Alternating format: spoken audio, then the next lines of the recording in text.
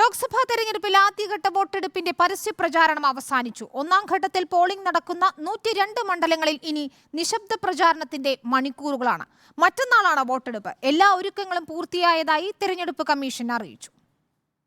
നാടും നഗരവും ഇളക്കിമറിച്ച ഒരു മാസം നീണ്ട പരസ്യപ്രചരണത്തിനാണ് വിരാമമായത്.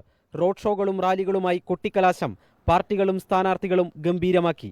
21 സംസ്ഥാനങ്ങളിലെയും കേന്ദ്രഭരണ പ്രദേശങ്ങളിലെയും 102 ലോക്സഭാ മണ്ഡലങ്ങളാണ് വെള്ളിയാഴ്ച പോളിംഗ് ബൂത്തിലെത്തുന്നത്.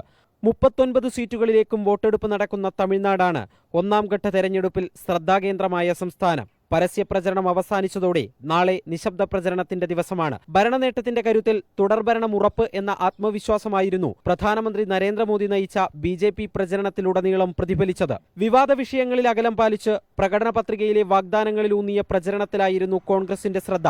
8 കേന്ദ്രമന്ത്രിമാർ, 2 മുൻ മുഖ്യമന്ത്രിമാർ, 1 മുൻ ഗവർണർ എന്നിവരടക്കം 1625 സ്ഥാനാർത്ഥികളാണ് ആദ്യഘട്ടത്തിൽ ജനവിധി തേടുന്നത്. 102 സീറ്റുകളിൽ കഴിഞ്ഞ തവണ 40 സീറ്റുകളും വിജയിച്ചത് BJP-യാണ്. DMK 24-ഉം കോൺഗ്രസ് 15-ഉം സീറ്റ് നേടി.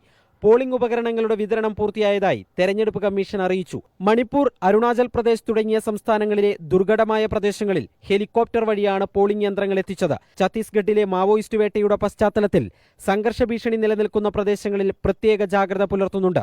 റിപ്പോർട്ടർ, ദില്ലി.